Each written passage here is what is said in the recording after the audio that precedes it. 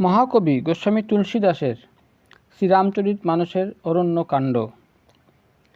এর আগের পর্বে আমরা দেখেছি নারদমুনি বলছেন, যদিও শ্রীপ্রভুর অনন্ত সম আর বেদ অনুসারে কোনো নামের মহিমাই অন্য থেকে লঘু নয়, তবুও হে নাথ, আমি কামনা করি যেন রাম নাম সর্বশ্রেষ্ঠ মর্যাদা লাভ করে আর তা পাপরূপ পক্ষীদের জন্য ব্যাধস্বরূপ হয়। আপনার ভক্তি পূর্ণিমা রজনী, তাতেই রাম নামে পূর্ণচন্দ্র ও অন্য সব নাম তারা হয়ে ভক্ত হৃদয়ের নির্মল আকাশে বিরাজমান যেন থাকে। কৃপাসিন্ধু শ্রী রঘুনাথ মুনিকে বললেন, তথাস্তু, তাই হোক। তখন দেবশ্রী নারদ অতিশয় হর্ষোৎফুল্ল মনে শ্রীপ্রভুর পাদপদ্মে মস্তক অবনত করে প্রণাম নিবেদন করলেন। শ্রীরামচন্দ্রকে পরম প্রসন্ন পেয়ে দেবশ্রী নারদ আবার বললেন, হে শ্রীরাম, হে শ্রী রঘুনাথ, শুনুন, আপনি যখন আপনার মায়াকে প্রেরণ করে আমাকে মোহিত করে তুলেছিলেন, তখন আমি বিবাহ বন্ধনে আবদ্ধ হতে চলেছিলাম। হে প্রভু, আমাকে বলুন আপনি কেন তা হতে দিলেন না? শ্রীপ্রভু বললেন, হে মুনিবর, আমি আনন্দ সহকারে স্বীকার করছি যে ভক্ত যখন অন্য সকল ভরসা ত্যাগ করে কেবল আমারই ভজনা করে, তখন আমি তা রক্ষণাবেক্ষণ মাতৃসম করে থাকি। শিশু সন্তান অগ্নি অথবা সর্পের দিকে ছুটে গেলে মাতাই তাকে নিজের হাতে ধরে ফেলে রক্ষা করে থাকেন। বালক, পৌর বা সাবালক হয়ে গেলে পুত্রের প্রতি মাতার প্রীতি থাকলেও তা পূর্বের মতো নয়, অর্থাৎ মাতৃপরায়ণ শিশুর মতো আর তাকে সতত রক্ষা করবার জন্য চিন্তা করেন না, কারণ তখন পুত্র মাতার উপর নির্ভরশীল না হয়ে নিজ রক্ষণাবেক্ষণে সক্ষম হয়ে থাকে। জ্ঞানী আমার পৌর সন্তানসম হয়ে থাকে, আর তোমার মতো নিজ সামর্থ্যের নিরভিমানী সেবক আমার শিশু পুত্রসম হয়ে থাকে। আমার ভক্ত কেবল আমার শক্তির উপর নির্ভরশীল হয়, কিন্তু জ্ঞানীর ভরসা তার নিজের শক্তি। কিন্তু কাম ক্রোধরূপ শত্রু তো উভয়কেই সমানভাবে আক্রমণ করে। ভক্তের শত্রুদের বিনাশ করবার দায়িত্ব তো আমার উপর থাকে, কারণ তারা মতপরায়ণ হয়ে আমাকেই ভরসা করে থাকে। কিন্তু নিজ শক্তির উপর নির্ভরশীল জ্ঞানীকে শত্রুর হাত থেকে রক্ষা করবার দায়িত্ব আমার থাকে না। এই বিবেচনা করেই পণ্ডিতগণ বা বুদ্ধিমান ব্যক্তি আমাকেই ভরসা করে থাকেন। তারা জ্ঞান লাভের পরও ভক্তিকে ত্যাগ করেন না। কাম, ক্রোধ, লোভ এবং মদ আদি মোহ অর্থাৎ অজ্ঞানের পরম শক্তিশালী সৈন্যরূপে পরিচিত। তাতে মায়ার সাক্ষাৎ প্রতিমূর্তি নারী তো নিদারুণ দুঃখের কারণ হয়ে থাকে। হে মুনি, শোনো, বেদ, পুরাণ ও সন্ত সকল বলে থাকেন যে বসন্ত যেমন বনকে নবরূপ প্রদান করে থাকে, তেমনি নারী মোহকে উজ্জীবিত করে থাকে। তা তপস্যা, জপ, নিয়মসম সরস জলাশয় ও নির্ঝরকে গ্রীষ্মসম বিশুষ্ক করে দেয়। কাম, ক্রোধ, মদ ও মাৎসর্য এই সকল মণ্ডূকসম হয়ে থাকে। নারী তাদের কাছে বর্ষা ঋতুসম আনন্দ প্রদান করে থাকে।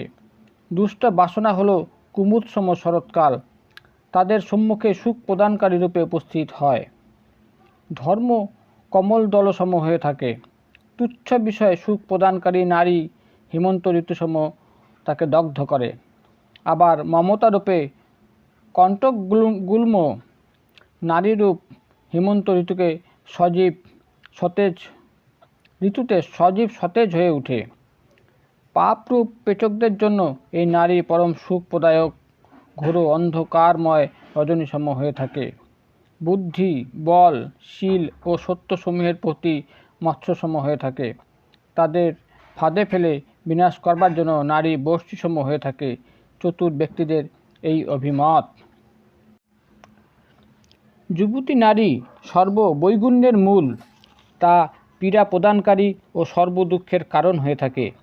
তাই হে মুনি, তুমি বিবেক, বৈরাগ্য ও ব্রহ্মচর্য পালনের উৎকৃষ্ট আধার জেনে আমি তোমাকে বিবাহে নিবৃত্ত করেছিলাম।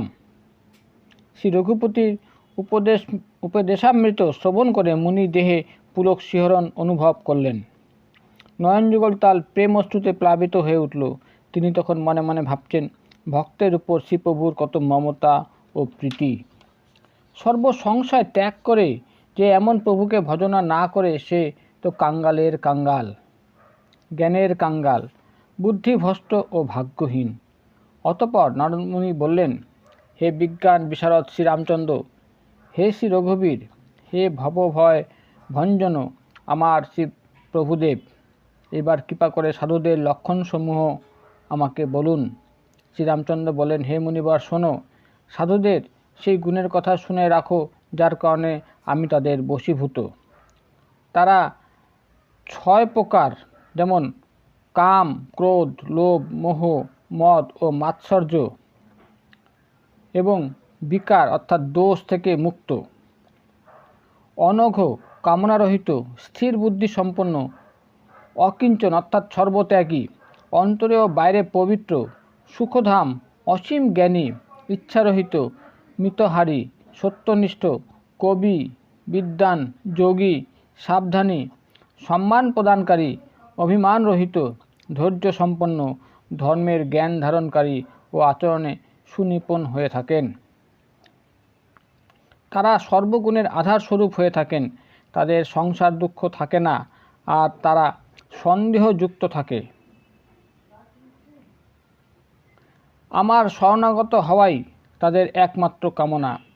তাদের দেহ ও সংসারে কোনো প্রীতি থাকে না। তাদের নিজ প্রশংসা শ্রবণে সংকোচ আর অপরের গুণকীর্তনে হর্ষ হতে দেখা যায়। তারা সমদৃষ্টি সম্পন্ন ও শান্ত প্রকৃতির হয়ে থাকেন আর নীতিকে কখনো পরিত্যাগ করেন না। তারা সহজ সরল হয়ে সর্বজীবে প্রেম ও প্রীতি ধারণ করেন।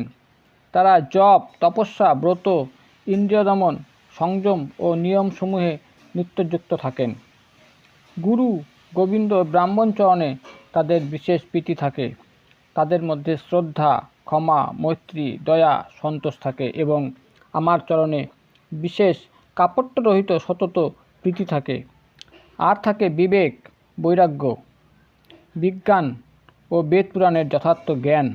তারা দম্ভ, অভিমান ও মদকে কাছে আসতে দেন না, আর ভুলেও কুপথগামী হন না। তারা আমার উপর লীলা সকল শ্রবণ কীর্তনে নিত্যযুক্ত থাকেন আর নিঃস্বার্থভাবে অপরের উপকার করে থাকেন। হে মুনি শোনো, সাধুদের গুণ সকল এতই বেশি যে তারা সরস্বতী ও বেদের পক্ষেও বলে শেষ করা সম্ভব হবে না। সাধুদের গুণ সকল এতই বেশি যে তা সরস্বতী ও বেদের পক্ষেও বলে শেষ করা সম্ভব হয় না।